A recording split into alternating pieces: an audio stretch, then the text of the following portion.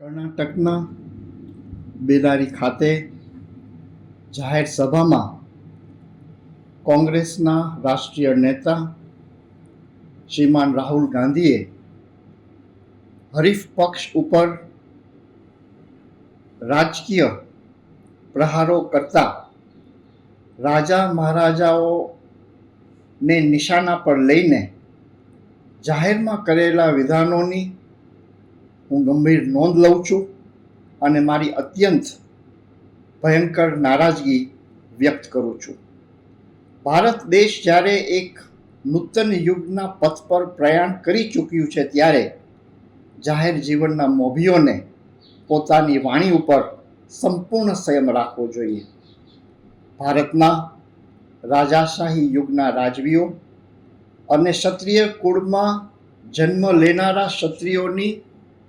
રાષ્ટ્ર પ્રત્યેની શ્રદ્ધા, કટિબદ્ધતા, સમર્પિતતા અને અસ્મિતાનો અભ્યાસ કર્યા વિના પોતાની રાજકીય સ્વાર્થની પૂર્તિ માટે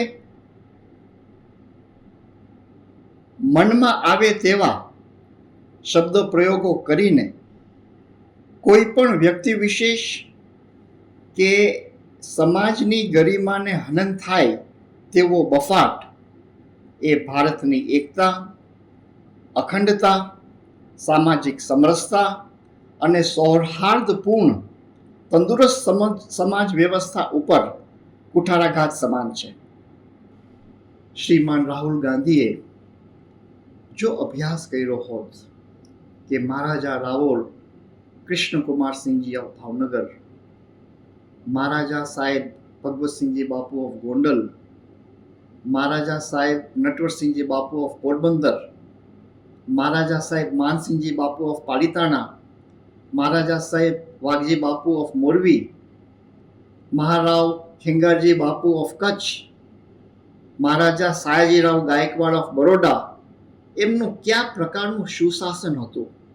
કયા પ્રકારની લોક કલ્યાણની કામગીરી હતી, તો આવી ટિપ્પણી શ્રી રાહુલ ગાંધીએ કદાપી ન કરી હોત. ક્ષત્રિયો રાષ્ટ્ર માટે કેવા કેવા અને કેટલા સ્વરૂપે બલિદાનો આપ્યા છે તે માટે કોઈની પણ પાસેથી કોઈ પણ પ્રકારના કોઈ પ્રમાણપત્રોની આવશ્યકતા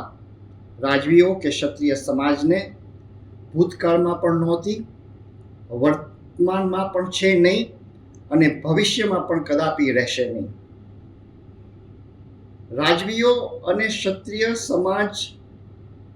રાષ્ટ્રહિત માટે કરેલા કાર્યો એ તો સ્વયં સ્પષ્ટ ગવાહી તેનો ઉજ્જવળ ઇતિહાસ આપે છે અને વૈદિક હિન્દુ સમાજ વ્યવસ્થામાં રાજકર્તા, યોદ્ધા અને રક્ષક તરીકે માનભર્યું સર્વોચ્ચ સ્થાન ધરાવતા છત્રપતિ શિવાજી મહારાજ, મહારાણા પ્રતાપ, રાણી લક્ષ્મીબાઈ સહિતના વીર યોદ્ધાઓના જીવન કવનમાંથી પ્રાપ્ત થાય છે. ભગવાન શ્રી રામચંદ્રજી,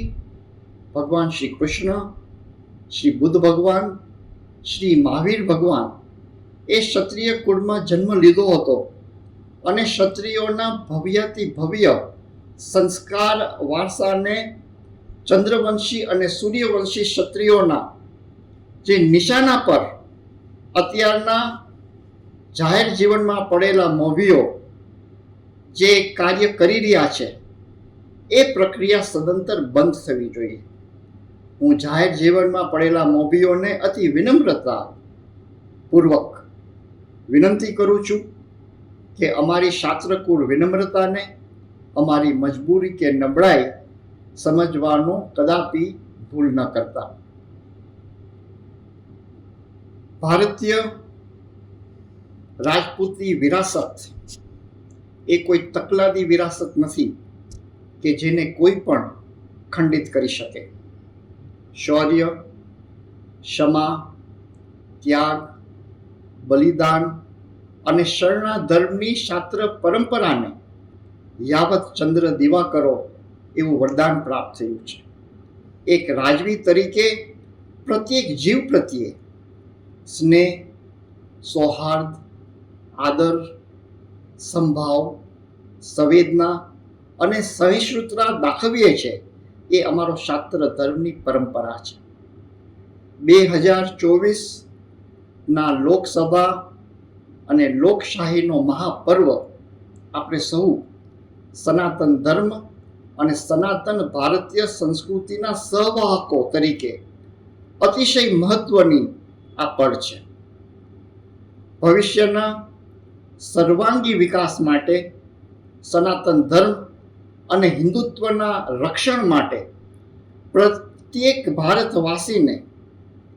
વ્યક્તિ, જૂથ, સમાજ, જ્ઞાતિ, ભાષા, ધર્મ, પરંપરા, મતભેદ અને વિચારભેદથી પર ઉઠીને રાષ્ટ્ર સર્વોપરી છે, સર્વોચ્ચ છે, સર્વપ્રથમ છે એ વિભાવનાને વાચા આપીને કમર કસવાની જરૂર છે. ગુજરાતના પનોતા પુત્ર આદરણીય શ્રી નરેન્દ્રભાઈ મોદી ભારતના પ્રધાનમંત્રી તરીકે એક પણ દિવસની રજા રાખ્યા વિના પ્રતિદિન 16 કલાક સુધી અવિરત કાર્યરત રહીને છેવાડાના માનવીઓ સુધી અનેકવિધ સવલતો ઉપલબ્ધ કરાવીને, જેમની કરણી અને કથનીમાં કોઈ ભેદ નથી, જે પ્રધાન સેવક છે, જે મા ભારતી માટે સમર્પિત છે, કટિબદ્ધ છે, એટલું જ નહીં પરંતુ સ્વતંત્રતા પ્રાપ્ત પછીના સૈકો બાદ વિશ્વભરમાં ઉન્નત મસ્તકે આંખમાં આંખ પરોવીને પોતાના વિચારો નિડરતાપૂર્વક વ્યક્ત કરીને ભારતને એક નવી ઓળખ અને દિશા આપી છે, એક સિદ્ધિ પ્રાપ્ત કરી છે. તેને સહર્ષ ધ્યાનમાં રાખીને આપણા ભવિષ્યને સુરક્ષિત કરવાની સંકલ્પના અને સંકલ્પ સાથે પ્રચંડ મતદાનના માધ્યમથી આપણા આશીષ પ્રદાન આપણે કરીને આદરણીય શ્રી નરેન્દ્રભાઈ મોદીના એક સક્ષમ નેતૃત્વમાં આપણી ભાવિ પેઢીના ઉજ્જવળ ભવિષ્યને આગળ ધપાવવા માટે એ દિશાની અંદર એક સુદૃઢ રીતે કદમ માંડતા આપણા દરેક સમાજના દરેક પ્રત્યેક મોભીઓને હું અપીલ અને વિનંતી કરું છું. સમર્થ ભારતના સમર્થ પ્રધાનમંત્રી આદરણીય નરેન્દ્રભાઈ મોદીને પૂર્ણ બહુમતી સાથે વધારે સક્ષમતા પ્રદાન કરીને પુનઃપ્રધાનમંત્રી તરીકે પ્રાપ્ત કરીએ. આપણે સૌ મન, વચન અને કર્મથી સાથે મળીને રાષ્ટ્રહિતના પરમ પાવન પથ ઉપર ખભે ખભા મિલાવીને એક ભારત, અખંડ ભારત, નેક ભારત, શ્રેષ્ઠ ભારત અને નૂતન ભારતના નિર્માણ સાથે સામૂહિક પ્રયાણ કરીએ.